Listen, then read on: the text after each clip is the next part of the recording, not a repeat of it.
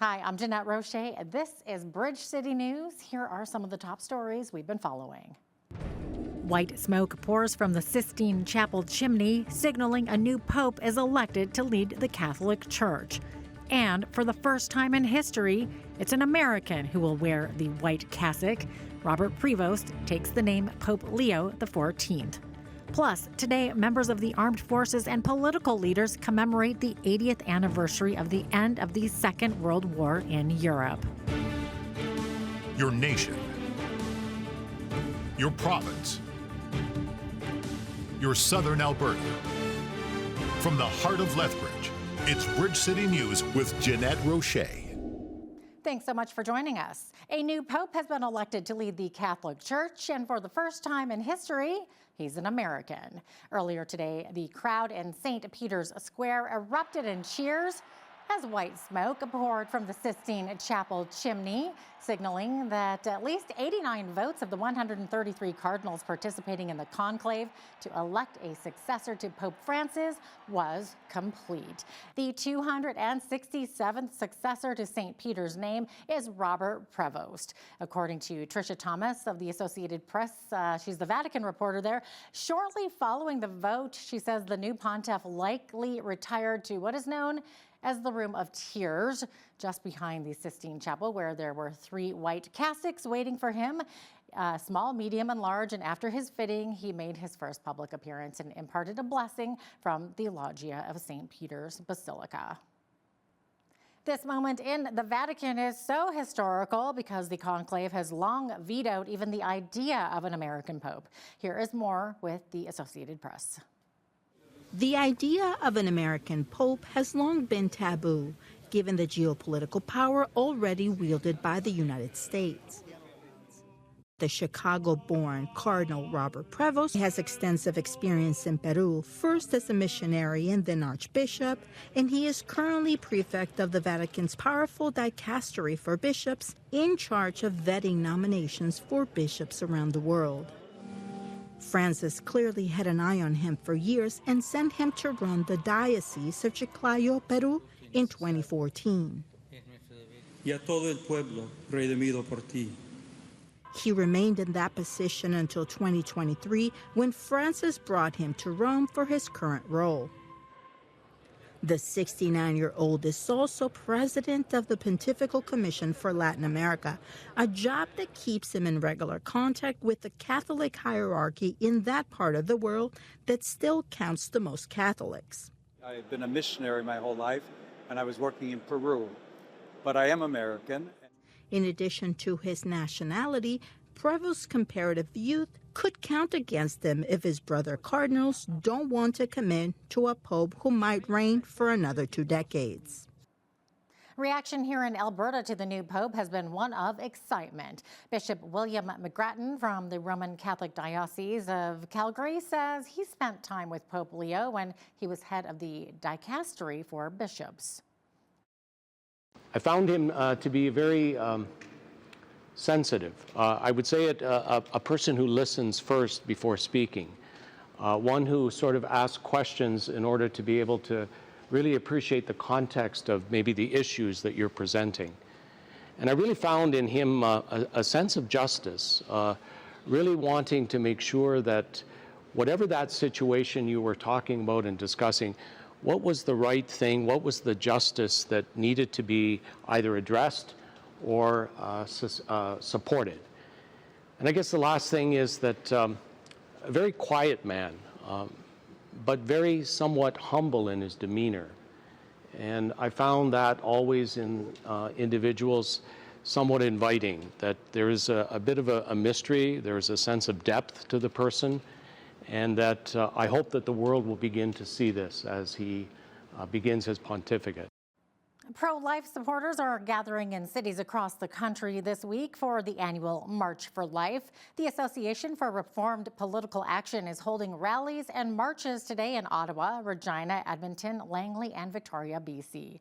In Winnipeg, participants covered the beautiful St. Boniface Cathedral grounds with 100,000 flags representing the lives lost to abortion every year in Canada. Over 4 million since abortion was decriminalized in 1969. This mom explains why she brought her young son. I think it's a good example to for everybody to remind like the importance of life and to support life even in the circumstances of life that happens. So sometimes, yeah, you don't expect a pregnancy, but you know, it's still a life, and you still have to respect and take care of that life. And we do this every year here. We've done it at our church as well, and just it's something you can kind of forget about because Canada has no abortion laws. That was struck down, and Parliament never came back to redo that and make some new ones. So yeah, it can easily be forgotten by the public, but we're hoping that this refreshes their that in their mind, and that they can maybe fight for these little ones that have been lost. A huge March for Life rally will be held tomorrow, Friday, in Toronto. Events took place across Canada commemorating the 80th anniversary of the end of the Second World War in Europe. On May 5th of 1945, Canadians and Allied soldiers accepted the surrender of the German forces in the Netherlands, and 3 days later, remaining German forces surrendered across Europe when it was declared victory in Europe Day. Today, a ceremony was held in Ottawa at the National War Memorial, where dignitaries recounted events of World War II and laid wreaths of remembrance. On May 8, 1945, as news arrived that the Second World War in Europe was finally over, crowds lined the streets to celebrate in cities and towns across Canada, Europe, and in allied nations around the world. As we remember the celebrations of May 8, 1945, we also pause to remember all those who served and gave their lives so that others might have the gift of peace and freedom. More than 1 million Canadians and Newfoundlanders served in the Second World War, and over 45,000 made the ultimate sacrifice. Here in Lethbridge, a similar ceremony was held on Thursday at the Mountain View Cemetery. The ceremony was attended by members of the municipal government and members of the Lethbridge Legion, including Henry Heinen, a Dutch-Canadian who was born when the Netherlands were controlled by the Nazis. Heinen and the members of General Stuart Branch No. 4 say the relationship between Canadian and Dutch peoples represent freedom and selflessness to the world. As a Dutch-Canadian community, I think we have a presence in southern Alberta, especially in the North County. I always say jokingly that, of course, in this country, we're a bilingual country. But if you go to the North County of Lethbridge, I always say unofficially the second language is Dutch. And there's still people coming in from Holland to farm and all that kind of stuff. So keeping that in mind, you know, I tell my kids that too, and grandkids, and now even I'm a great-grandfather, to make sure, you know, that we always appreciate what it means to be free. I believe the friendship and camaraderie with the Canadians and the Dutch is a strong bond because of the Canadians' unselfishness when they were liberating the area, that bringing in the rations, helping them pick themselves up after. And I don't think the Dutch community forgets that. The younger generations need to know what was fought for at that time, and that our freedom is a result of those events and those ultimate sacrifices that many had endured. In other news, Canada's premiers and Prime Minister Mark Carney will meet in person in Saskatchewan. After a virtual meeting with Carney and the other premiers on Wednesday, Ontario Premier Doug Ford said Carney is extending the Western provinces an olive branch, starting with holding that meeting in Saskatchewan. Alberta Premier Danielle Smith recently raised the idea of the province separating from Canada. I think Prime Minister Carney did a really good job in really reaching out to the West. And I was pretty blunt. I said, you know, it's time that your government starts showing some love to Saskatchewan and Alberta, because as I said, like, the last Prime Minister showed no love. Matter of fact, to the contrary. So it's nice that we're heading out there to Saskatchewan for an FMM meeting I think it's on June the 1st and June the 2nd. Which is a good olive branch, and had a good discussion. So I'm a big believer of pipelines, big believer of getting rid of C-69, and we need to unite this country. And the way we're going to unite this country, as I mentioned to the Prime Minister in front of the premiers, show some love to the people of Alberta and Saskatchewan. Alberta's South Zone currently has the highest number of measles cases in the province, with 179 out of 297, and at least one more case was confirmed in Lethbridge on Wednesday. Alberta Health Services is warning of a possible exposure at Pizza Hut on Mayor McGrath Drive South back on April 27th between 12 p.m. and 3 p.m. If you were at that location during that time and you were born in or after 1970, you should monitor for symptoms, and you are strongly encouraged to review your immunization records. If you've had fewer than 2 documented doses of the measles vaccine, you may be at risk for developing measles. A 36-year-old man from the town of Blairmore, Alberta, is facing child sexual exploitation charges. Police say William McQueen was arrested on Monday, April 28th, after the Alert Internet Child Exploitation, or ICE, team and Crow's Nest Pass RCMP executed a search warrant. Blairmore is about 140 kilometers east of Lethbridge. Police say McQueen had been arrested by ICE for similar offenses in October of 2019. These latest offenses include possessing, accessing, and making available child pornography and multiple firearms offenses resulting from an improperly stored firearm found inside his residence. Alert identified McQueen as a suspect following a tip from the RCMP's National Child Exploitation Crime Center. It's alleged he shared child pornographic materials over the social media applications Discord and Snapchat. McQueen was released from custody and was scheduled to appear in court on a Thursday. On to some much happier news. $500,000 was awarded to 49 charitable projects in southwestern Alberta by the Community Foundation's 2025 Spring Grant. The projects received the grants Thursday as a result of the spring call for applications to the Community Priorities Fund, the Henry S. Varley Fund for Rural Life, and multiple Field of Interest funds. Charlene Davidson, Executive Director of the Community Foundation, explains. We're having a fantastic year because we've already awarded over $510,000 through our restricted funding. So this will take us to over $1 million at almost the halfway mark of the year. So we're very excited about that. Well, we like to fund grassroots projects, basically projects that really help enhance our community, help us maintain a high quality of life throughout southwestern Alberta. All of these projects do something, whether it's inclusive or enhancing infrastructure, capital campaigns. We also thank our donors because our funding comes from our generous donors, so we really couldn't do what we do without their support. So from the Community Foundation, we received just over $12,000, and that grant is going to allow us to pay for this cart and to have it bringing this new programming to people in and around the community. The grant that the Community Foundation has awarded to the LTRA is to help us purchase an adaptive cart. It's the first of its kind adaptive cart that allows individuals from all walks of life to be able to be near and to ride horses.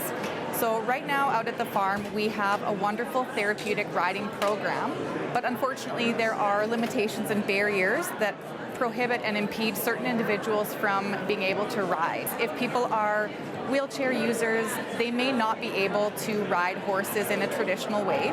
And so this cart was designed and developed as a way to allow everybody to be able to ride horses.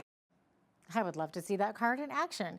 The Community Foundation of Lethbridge in southwestern Alberta has been supporting the community for over 5 decades. Anyone living in Lethbridge area should be familiar with the term Okie. It's the Blackfoot word for hello.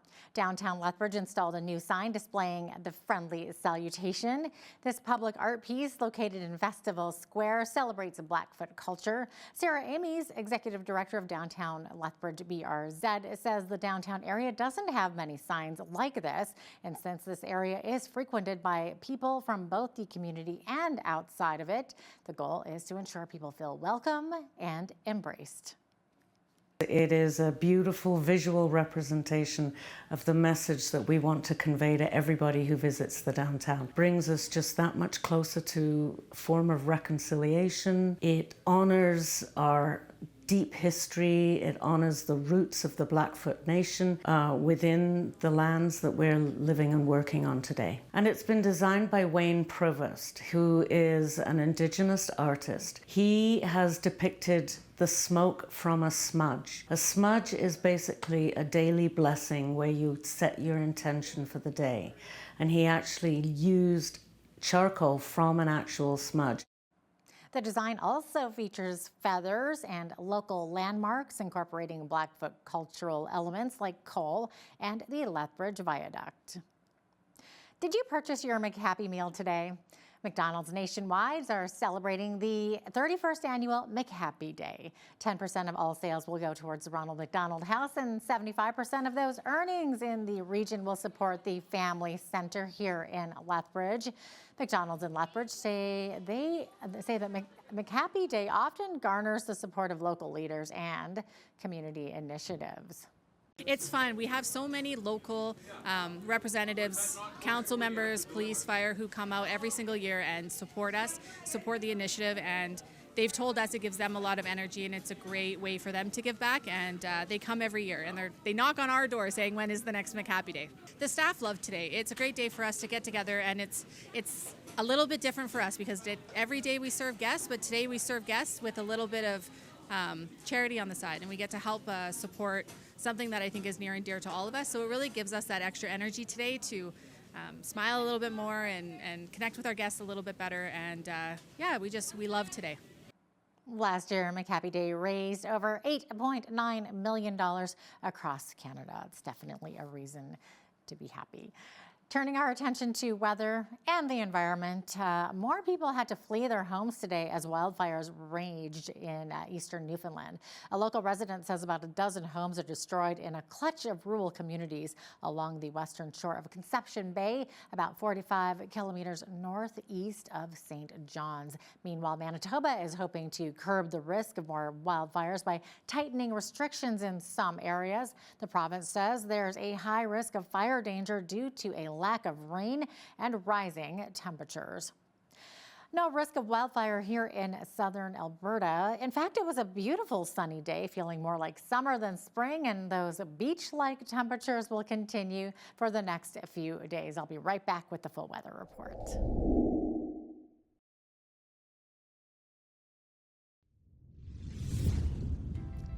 Welcome back. It was a sunny but gusty one out there today. Those winds up to 60 kilometers per hour. But that blue sky and sunshine was a nice touch, though. Keep those sunglasses handy because for the next few days, you're definitely going to need them as we're going to be seeing temperatures well above average for this time of year. More like summertime, actually. So looking at Friday here, 25 degrees for a high, also much less wind, only 20K wind tomorrow. Into Saturday, high of 29 degrees. Now, will that be a record breaker? We'll have to wait and see. By the way, the record on that day was 29.4 degrees happening back in 1940. So we'll have to see if we beat that or actually at least match that record on a Saturday. Sunday, high of 24 degrees before we start heading back into more spring-like temperatures in the teens and periods of rain. So periods of rain beginning Sunday evening, and then Monday and Tuesday, we're seeing some showers there, actually full-on rain, high of 12 degrees on Monday. Tuesday, seeing a high of 13 degrees. Wednesday, high of 15, and a 60% chance of showers to round out that 7-day forecast. So average high for this time of year, 17 degrees. Average low, 3 degrees, 29. That was our average high on this day back in 1987 is when that happened. And in 1943, guess what happened on this day? Well, it was the record low. It was -6. So 5:57 is when the sun rose this morning. Sunset this evening at 8:59 p.m. just before the 9 o'clock hour. So we're seeing 15 hours and 2 minutes of daylight today. Okay, on the west coast tomorrow, we're seeing mainly cloudy skies for throughout most of the day. A little bit decreasing cloud, though, later on in the day. High of 16 in Victoria, 15 in Vancouver, more like 18 the further inland you go there. 17 for the high in Edmonton with a mix of sun and cloud, and partly cloudy skies as well expected tomorrow. In Calgary with a high of 21 degrees.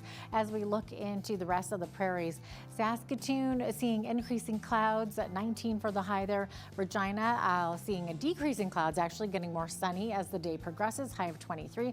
19 for the high, and Winnipeg seeing clear skies there.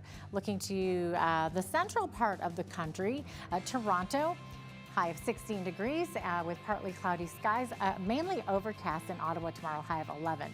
8 for the high in Montreal with 5 millimeters of rain expected there.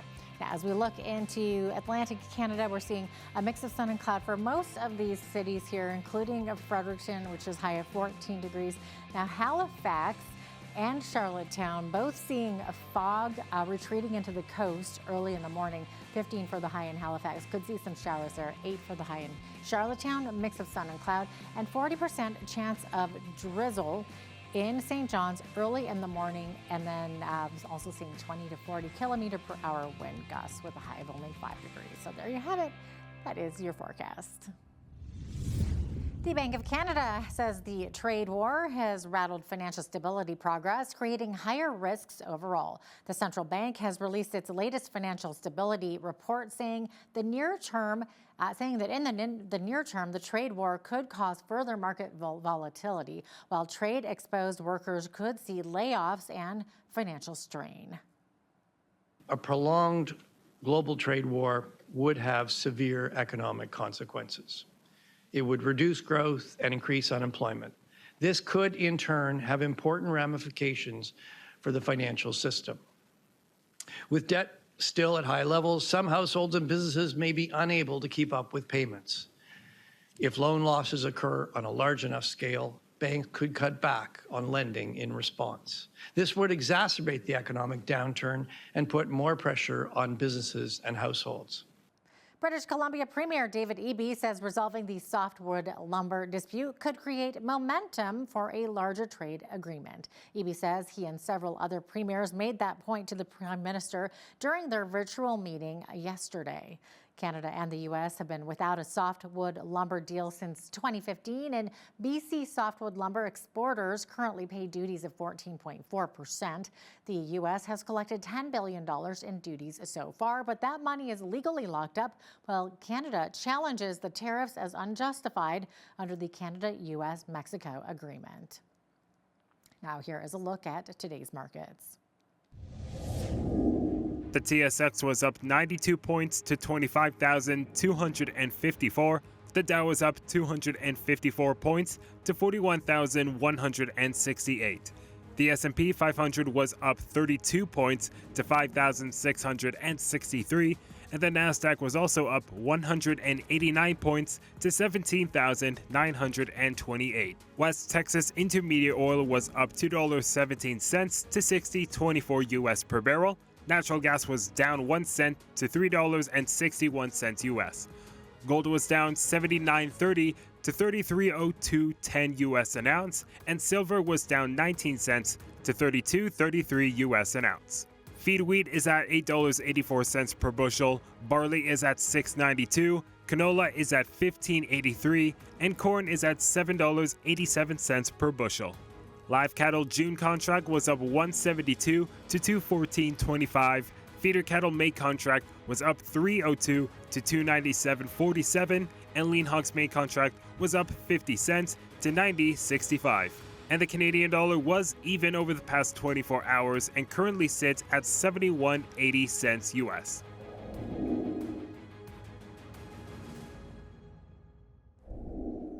Recapping one of our top stories, the Catholic Church has a new pope, and for the first time in history, he's an American. Earlier today, the crowds in St. Peter's Square erupted in cheers as white smoke poured from the Sistine Chapel chimney, signaling that at least 89 votes of the 133 cardinals participating in the conclave to elect a successor to Pope Francis was complete. The 267th successor to St. Peter's name is Robert Prevost. He has chosen the name Pope Leo XIV.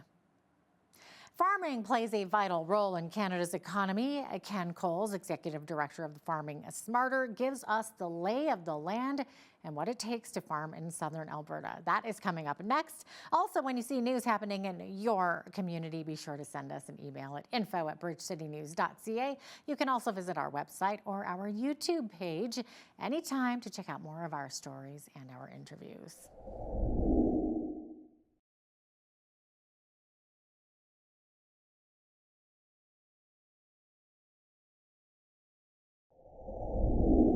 Farmers and ranchers are vital to the health of the Canadian economy, but every year they take a risk with weather conditions and global market changes. Joining us from Lethbridge is Ken Coles. He's the Executive Director of Farming Smarter. Ken, so great to have you back. Hey, it's great to be here. Now, first of all, can you just share a little bit about what Farming Smarter does as an organization and how you provide help to our agriculture industry? And there may be people who are just joining who have never seen your face before. Sure. Well, we like to describe ourselves as an innovation hub for production agriculture.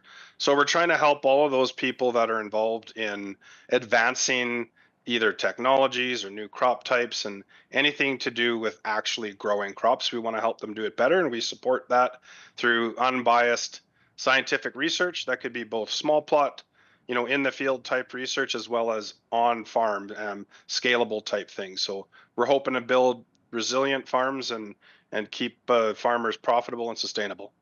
Now, we've had some pretty dry conditions here in southern Alberta over the last few years. I mean, this area almost seems very desert-like. Are things looking any better this year? And where are the watershed and moisture levels at? Sure. Well, we are actually a semi-arid area by definition, so we're used to it being dry. Have we had some significant droughts recently? Absolutely. So last year, I think we pulled out of the drought pretty well with a lot of great rains in May. This year, we're shaping up to be average so far, and it's been a good seeding window. So a lot of farmers are just about wrapped up with their seeding. There is decent amounts of water in our reservoirs for the irrigation. So we're not looking at major water restrictions, but there are still restrictions in place for irrigation. So we'd like to see the rains that we normally get in May and June, and we'll have a good year. Now, are there any new developments in irrigation that can produce better results for producers? Well, the irrigation industry is always trying to innovate. There's been work being done in the variable rate technologies, which is honestly slow to be adopted. We're working on some, and others are working on that as well. A lot of times it's about being able to sort through the new technology and make sure that they're easy enough and practical enough to apply. We did have a proposal in ourselves to actually look at the deficit irrigation situation if it continues to be a problem. So that project would look at what happens if we only have 4 inches of water to irrigate, or 6 or 8, and then how would we best allocate those to the various crops. And I think we got a slow start on that one, but we're hoping to at least get going on that project, and then it'll be a 3-year project to help sort that out. Aside from that, irrigation management has been sort of under supported as there's been cutbacks from the government, and hoping that at least we and a few other groups can help fill the gap a little bit. But farmers always do well on their own. It's something that is important to the industry. Now, I want to talk about a little bit of international news because with the Chinese tariffs on canola, that's something that really affects us here in southern Alberta. So how are canola farmers responding? Are we seeing canola farmers planting different crops this year, or are they finding different markets to export to? Well, it's a really tough question, and I'm certainly not an expert when it comes to global agriculture. But it's funny, we talk about the weather. More and more we hear now that the biggest risk for farmers is actually policy, and foreign policies, our own internal policies, can have a pretty significant impact on farmers' bottom lines. So it's tricky because we try to build cropping systems that are resilient and that can deal with the weather. Now we need to almost build resilient and adaptable cropping systems that can deal with major market change. So I'm sure that that there's an instinct to sort of change crops. I myself on my own farm switched out of peas because they're also being tariffed right now, and went to lentils. So sometimes if there's a nice way to do an adaptation within a rotation, farmers will do it. But a lot of times they're sticking to those rotations because those are what allow them to sort of weather the storm through the multiple factors of variability that they're faced with. Yeah, so it seems like a real uphill battle when you're dealing with weather, foreign policy, and even domestic policy. I can see why some would want to change, but apparently some oil companies are looking to canola for use in biofuels. And are farmers finding a market there? Well, that's been a very slow one to develop as well, and is really policy focused more than anything. I think whenever you take a crop and try to develop an internal market for it, like that's what the US did a lot with their corn and the ethanol, and you create a domestic market rather than having to export. So economically, sometimes it makes sense, but it doesn't always make sense in the long run, especially environmentally.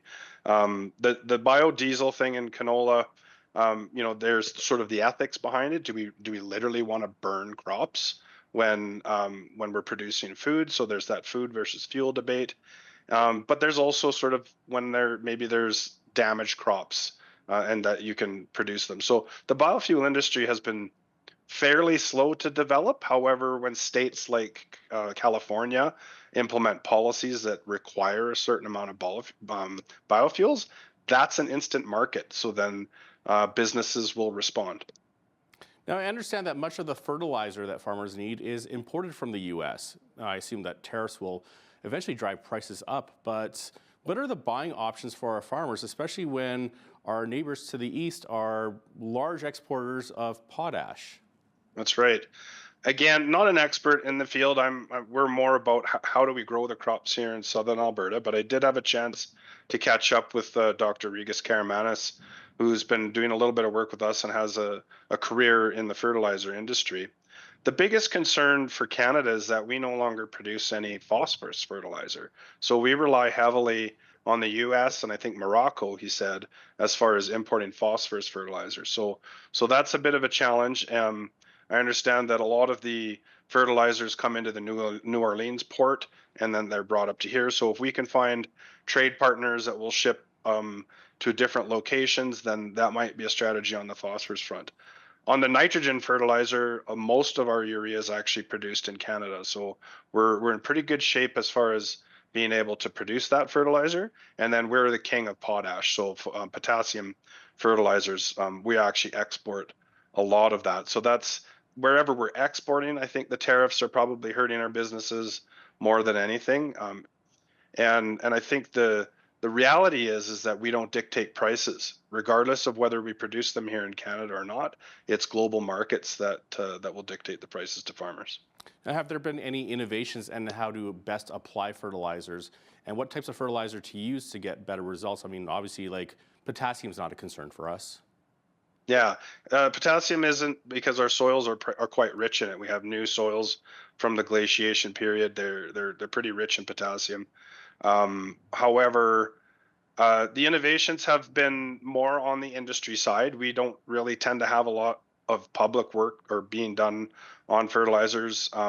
In fact, we just actually did get a project funded through ARDAR to update fertilizer recommendations for irrigated crops. So that's one that we're starting this year, where we're going to look at sort of cereals and oil seeds and potatoes. That work hasn't been updated for about 30 years.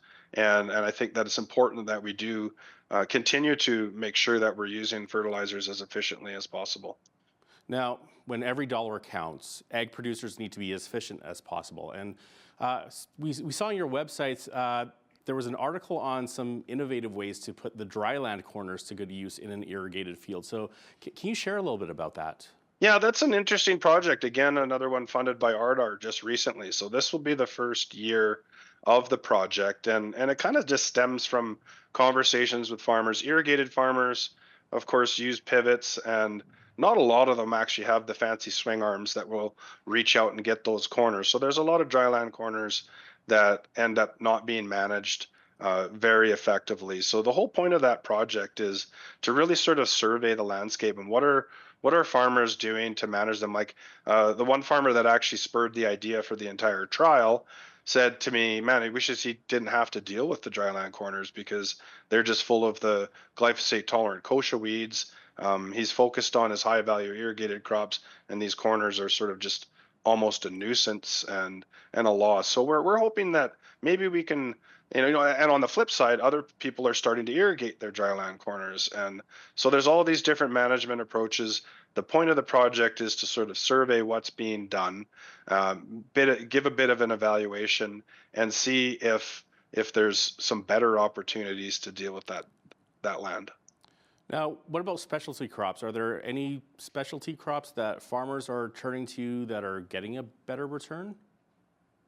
Well, under the irrigation side of things, there's lots of high value specialty crops that are sort of the cornerstone of a farm's business. And of course, we're seeing a large expansion of potato processing capacity here in southern Alberta. So we're seeing potato acres where we've never seen it grown before.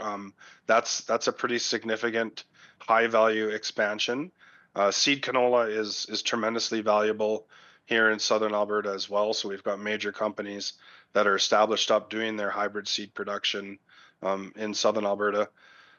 Sugar beets, like the reality is that the farmers have they can only do those switches if they have a contract with those companies. So you can't just on a dime just decide because there's a tariff that, hey, I'm going to go more potatoes without those contracted acres. So it is a bit of an art, I think, navigating those types of opportunities. Now, every so often we hear the news of the number of family farm operations declining. Is that statistically true? Is the number dropping? And if so, why? I've heard about corporations buying up farms, and I've heard of the younger generations just not showing any interest of farming. What are your thoughts?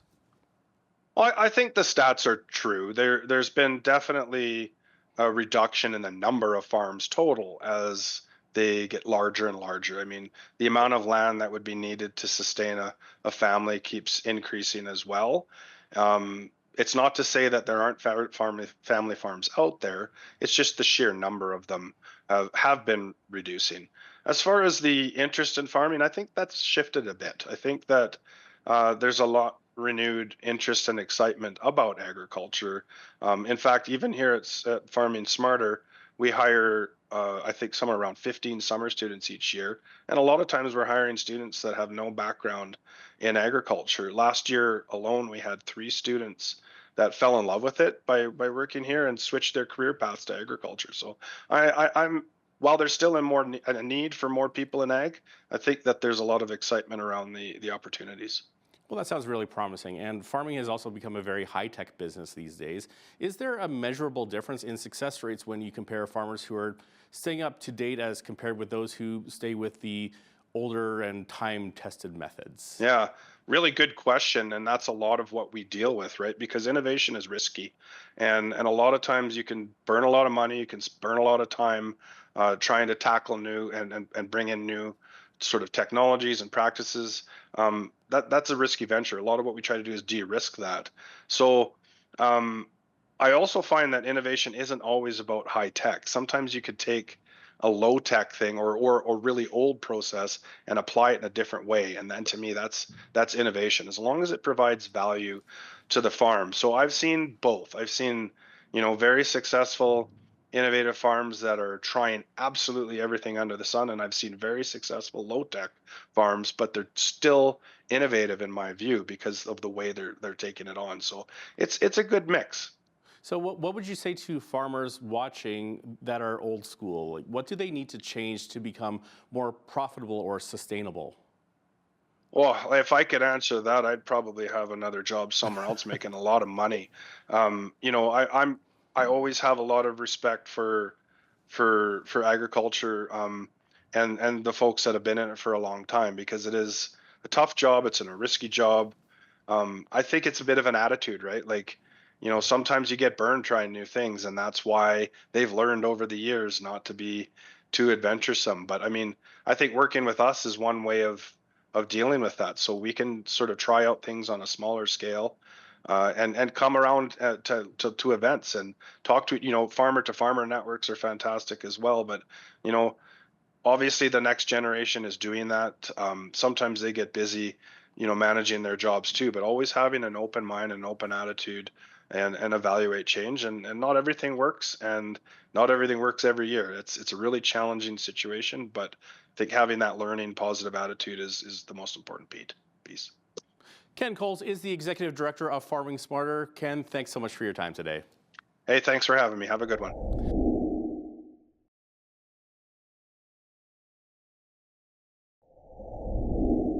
You must know something.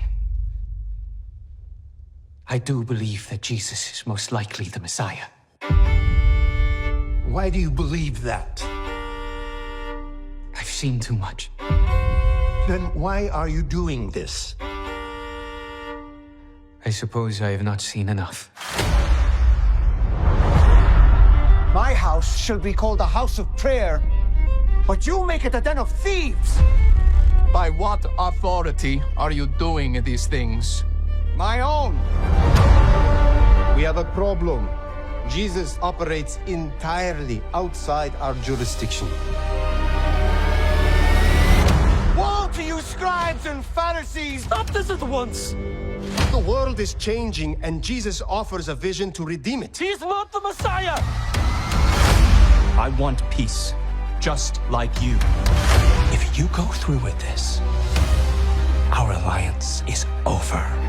There is talk of a collaborator from within of his own followers. I ask that you keep your distance from me in Jerusalem these next few days. Why?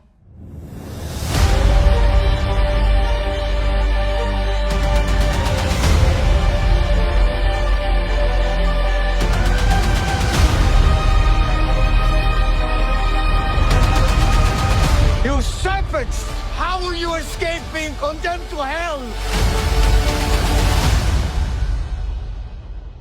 What have you done? Wow. There it is, the Chosen television movie series, Season 5, The Last Supper. I think it's just finished its run in theaters, but this is going to be available to stream on Prime Video this June. Again, you might find some theaters still playing it. If you do, go see it. The show has touched the lives of hundreds of millions of people around the globe. And today, we are delighted to have one of the actors with us, Reza Diaco, who plays the role of Philip. So good to have you with us, Reza. Hi, thanks for having me. You bet. I think you're in New York today, so the Big Apple there. Hey, you know what? You actually joined this cast partway through, right? Replacing the previous actor who played Philip. So had you already seen the show beforehand, or were you kind of just got the call and said, "Hey, this looks cool," or is this something you'd already been following? No, I was a big fan of the show from Okay. season 1.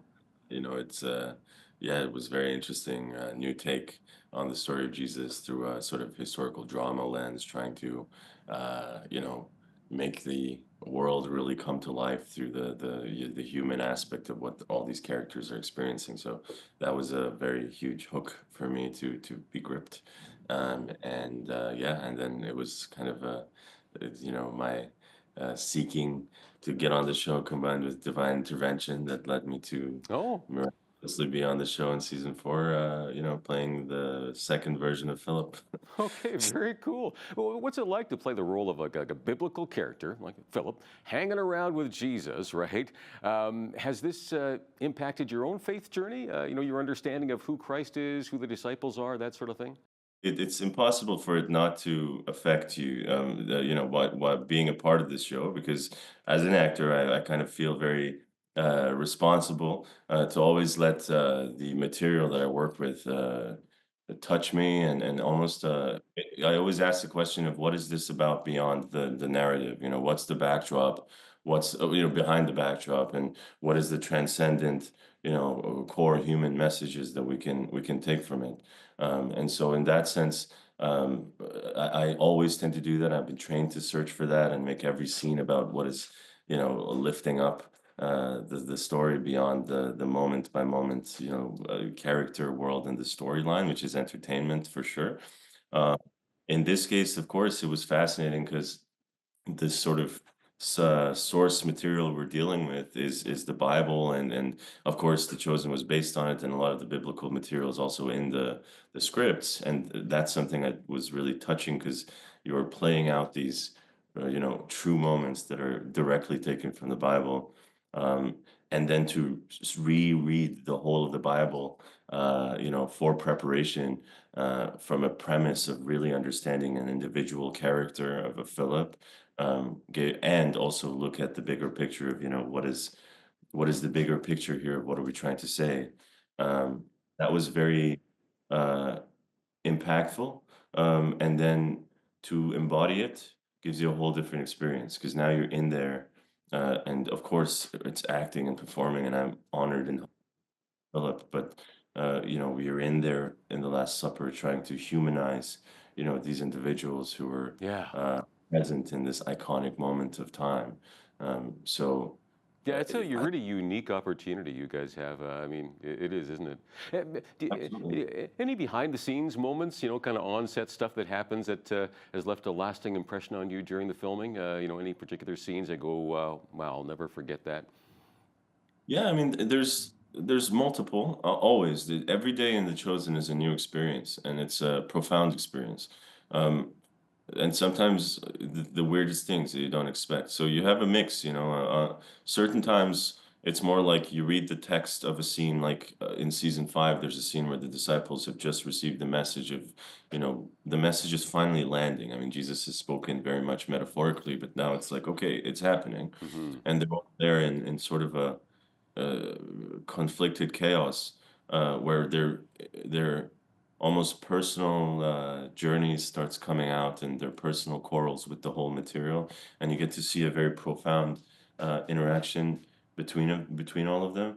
What I loved about that scene is, you read it on the script, and then you come there, and it was just a beautiful, nostalgic experience of, wow, like all these guys who have embodied these characters, them for 4 years before, and I was their fans and so on. And now, but also for 2 years, they're now my brothers, and me putting themselves into these very, complex journeys. And something about that particular moment, it's very hard to explain, but it, bringing, acting from the intuitive soul and the self, and then um, something about that scene just really touched me. And then you have, strange moments or funny moments where the modern and the historical kind of have a little bit of a play. Like recent during the Last Supper, you're in awe. There's a sense of, doom and gloom, and then we're doing crazy hours, multiple repetitions, and you look in the corner, and Ala Safi, who plays Simon Z, is munching on fried chicken whilst everyone else is there with their bitter herbs. That's And he's funny. killing character, because we're between takes, but he's so hungry because we're out and late, and he's just it's moments like that where you're like, oh. I'll bet. What kind of? I mean, you probably get stopped by fans, throughout your life, that sort of thing, especially now. What kind of feedback do you get from, viewers of The Chosen? Do they share how it's impacted their lives, that sort of thing?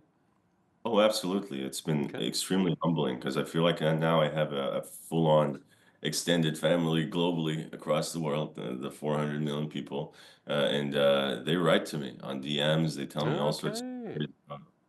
I'm mostly active on Instagram, so Okay. they'll tell me stories of how the chosen impacted their marriage, their fighting through mortal illness. Um, and I am only just jaw dropped, and I send love and prayers back, I almost geek out and say, well, I'm a fan too, and I've been touched, and I love this too.